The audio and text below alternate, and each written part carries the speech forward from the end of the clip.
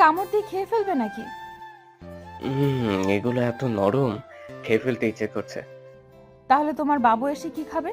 ও হ্যাঁ, তাই তো, তাহলে বাবুর জন্য আজ আর না খেয়ে ফেলি। কথাটা বলে রাফি আরো চুকুস চুকুস করে চুষে খেতে থাকে, আর নিতু চুপচাপ ফিল নিতে থাকে। এমন সময় রাফি খাওয়া বন্ধ করে দিয়ে নিতুর দিকে তাকায়, তারপর, জানো, এভাবে চোখ বন্ধ করে আছো যে? ইস, এই পাজি ছেলে দেখছি কিছুই বোঝে না। বুঝি না, যখন তখন একটু বুঝে দাও না। জানো না আমি তোমার জুনিয়র বর। হয়েছে জনাব, হয়েছে। আপনাকে বুঝতে হবে না, আপনার কাজ আপনি করেন। এটা করে আর ভালো লাগছে না, মন শুধু বেড়াল মারতে চাচ্ছে। তো মারছো না কেন? রাফি গ্রিন সিগন্যাল পেয়ে বাঘের মতো নিতুর ঠোঁট জোড়ার ওপর ঝাঁপিয়ে পড়ে। টুক করে নিতুর ঠোঁট দুটো নিজের ঠোঁটের মাঝে নিয়ে কিস করতে করতে হারিয়ে যায় সুখের গর্তে। রাত ৩টা। রাফি ক্লান্ত দেহটা নিতুর উপর এলিয়ে দিয়ে চোখ বন্ধ করে নিঃশ্বাস নিতে থাকে, আর নিতু রাফির চুলে বিলি কেটে দিতে থাকে। এমন সময় নিতু রাফির কপালে আলতো করে চুমু এঁকে দিয়ে বলে, ওই বর, এইভাবে আর কতক্ষণ শুয়ে থাকবে? ওঠো, গোসল করতে যাবে না? যাব। আর একটু শুয়ে থাকি যান, খুব ভালো লাগছে তোমার উপর শুয়ে থাকতে। নিতু মিটিমিটি হেসে রাফির খোলা ব্যাক সাইডে ঠাস করে থাপ্পড় মারতেই রাফি আউ বলে চিৎকার দেয়, আর নিতু জোরে হেসে ওঠে। রাফি কিছুটা মন খারাপ করে নিতুর দিকে তাকিয়ে বলে, এভাবে আমার ওখানে মারতে পারলো নিতু? ইয়ে, আসছে রে, আমি হাজার বার মারবো। আর কেন, তোমার মনে নেই একটু আগে তুমি আমার ওখানে কতবার মেরেছো?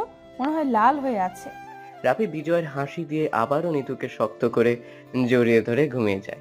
রাফি ঘুমোতে নিতু রাফিকে ওর উপর থেকে নামাতে চেষ্টা করে, কিন্তু না, উল্টো রাফি আরো শক্ত করে নিতুকে জড়িয়ে ধরে ঘুমিয়ে পড়ে। বেচারা নিতু হাল ছেড়ে দিয়ে ওভাবেই ঘুমিয়ে পড়ে। ভোর হয়ে গিয়েছে, দূর থেকে আজানের শব্দ ভেসে আসছে। আজানের শব্দ শুনে রাফির ঘুম ভেঙে যায়।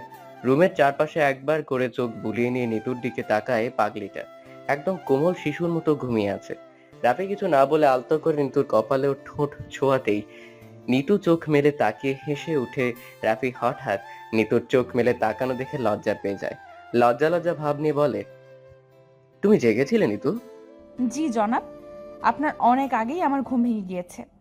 তাহলে আমাকে না ডেকে ভাবে একা একা জেগেছিলে কেন? ভেবেছিলাম ডাক দিব, কিন্তু পরে তোমার ঘুমন্ত চেহারার দিকে তাকিয়ে খুব মায়া হলো। তাতে অনেক পরিশ্রম করেছো, তাই আর ডাকিনি। ধুর, তুমিও না, আমাকে খালি লজ্জা দিচ্ছ। তো পয়সা দিয়ে লজ্জা দিব নাকি? পয়সা লাগবে না, আর একবার আদর দাও তাহলেই হবে। চুপ, একটাও কথা বলবে না। সব আদর কি একদিনেই নিয়ে নিবে নাকি? সবুরে মেওয়া ফলে। আমি অত সবুর করতে পারবো না জানো, বুঝলে? আমার বউ যখন খুশি তখন আদর করব। লুচু, আদর করতে দিলে তো করবে। ওকে আদর করতে না দিলে জোর করে আদায় করব। আদর পরে, চলো আগে গোসল করে আসে, আমরা নামাজ পড়বো না? রাফি হ্যাঁ সূচক মাথা নাড়িয়ে আলতো করে নিতুকে কোলে তুলে নেয়। আরে আরে, পড়ে যাবো তো। কোল করে নিলে কেন? বাথরুমে যাবে না? তো হেঁটে হেঁটেই তো যেতে পারি আমি, এতে কোলে নেওয়ার কি আছে? আমি থাকতে আমার বউকে হেঁটে যেতে হবে কেন শুনি? কোলে করে নিয়ে যাব আমি। ইস, ঠং। দেখবো আমি পুরাতন হয়ে গেলে কিভাবে তুমি আমায় কোলে করে বাথরুমে নিয়ে যাও। তুমি পুরাতন হবে না আমার কাছে, মাস যাক বা বছর যাক, সব সময় আমার কাছে নতুন তুমি। তাহলে নিশ্চিত ভালোবাসা কমে যাবে। জি না, ওটাও দিন দিন বাড়তে থাকবে। কথাটা বলে নিতুকে নিয়ে রাফি চলে আসে বাথরুমে। দুজনে গোসল শেষ করে চলে আসে রুমে। তারপর পাশাপাশি ফজরের নামাজ পড়ে দুজনেই বিছানায় গিয়ে বসে। এমন সময় নিতু রাফির কোলে মাথা রেখে বলে, ওই বর, ভালো লাগছে না কেন শুনি আমার? মানে? কেমন যেন বুকটা হাহাকার করছে। কোনো একটা চাপা কষ্ট বুকের মাঝে জমাট বেঁধেছে।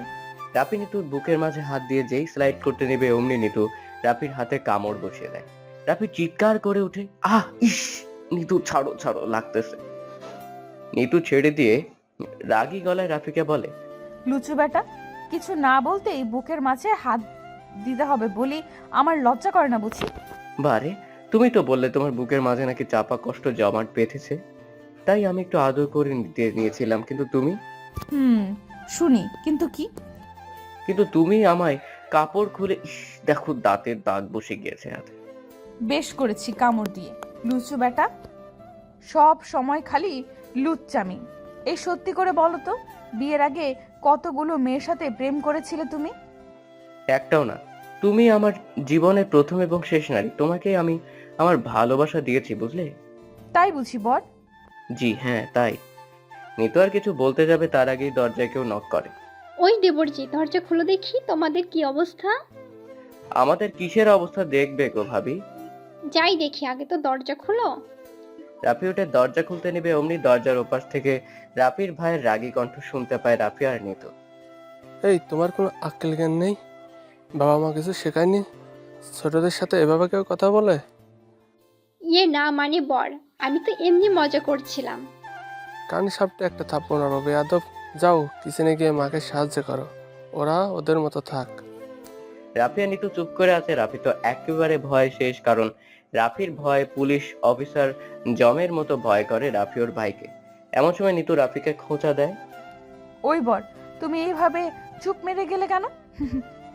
দেখলে না ভাইয়া রেগে গেছে, তাই চুপ করে আছি। তুমি ভাইয়াকে ভয় করো বুঝি? প্রচুর ভয় করি। আমি একবার ভাইয়া আমায় থাপ্পড় মেরেছিল, জ্বর ছিল আমার 1 মাস। এখন থেকে লুচ্চামি করলে ভাইয়ার কাছে গিয়ে বিচার দিব, ঠিক আছে সোনা পাখি? তবে রে, কথাটা বলে রাফি নিতুকে বিছানায় ফেলে দিয়ে ওর উপর উঠে পড়ে।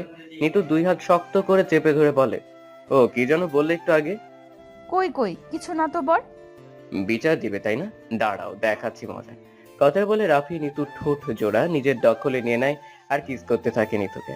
এমন সময় আবারও দরজায় নক করে কেউ। রাফি বিরক্ত নিয়ে নিতুর উপর থেকে নামতেই নিতু দাঁত বের করে খিলখিল করে হাসতে থাকে। রাফি বাবা, রাফি, উঠেছিস তোরা? হ্যাঁ আম্মু, উঠছি। নিতুমাকে নিচে পাঠিয়ে দে, অনেক মেহমান এসেছে নিতুকে দেখতে। রাফি নিতুকে ইশারা করে কাপড় ঠিক করে নিচে যেতে নিতু ইশারা বুঝতে পেরে সোজা গিয়ে দরজা খুলে ওর শাশুড়ির সাথে নিচে চলে যায়। রাফি বিছানায় শুয়ে চোখ দুটো বন্ধ করে ফেলে। প্রায় ঘন্টাখানেক পর খোঁচানোর কারণে রাফির ঘুম ভেঙে যায়। চোখ মেলে তাকিয়ে দেখে ওর ভাবি। আরে ভাবি, তুমি? ভাইয়া দেখেছে নাকি তুমি এখানে এসেছো? না, ওই কুত্তা থানায় গেছে, সকাল সকাল আমাকে ধমক দিয়েছে। রাতে হরতাল ডাকবে। পাই না রে ভাই। বালিশের নিচ থেকে পিস্তল বের করে বলে, হরতাল তুলে নাও, নয়তো গুলি করব। ভাগ্য ভালো আমি ডাক্তার হয়েছি। ভাইয়া কোনোদিন তোমায় গুলি করলে আমি অপারেশন করবো না ফ্রিতে।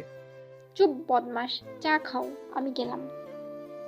ভাবি চা রেখে চলে যাওয়ার কিছুক্ষণ পরই নিতু রুমে এসে দরজাটা বন্ধ করে সোজা রাফির কাছে গিয়ে শুয়ে পড়ে। রাফি আর চোখে নিতুর দিকে তাকিয়ে বলে, কি ব্যাপার বউ, নিচ থেকে চলে আসলে যে? থুর, আর বলো না ভাবি, খুব জ্বালাচ্ছিল, বলছিল তুমি নাকি একা একা কষ্টে আছো, তাই তোমাকে আদর করতে পাঠালো। ভাবিও না, এখনো ভালো হলো না। তা এইভাবেই বকবক করবে নাকি আদরও করবে? আদর খেতে ইচ্ছে করছে বুঝি?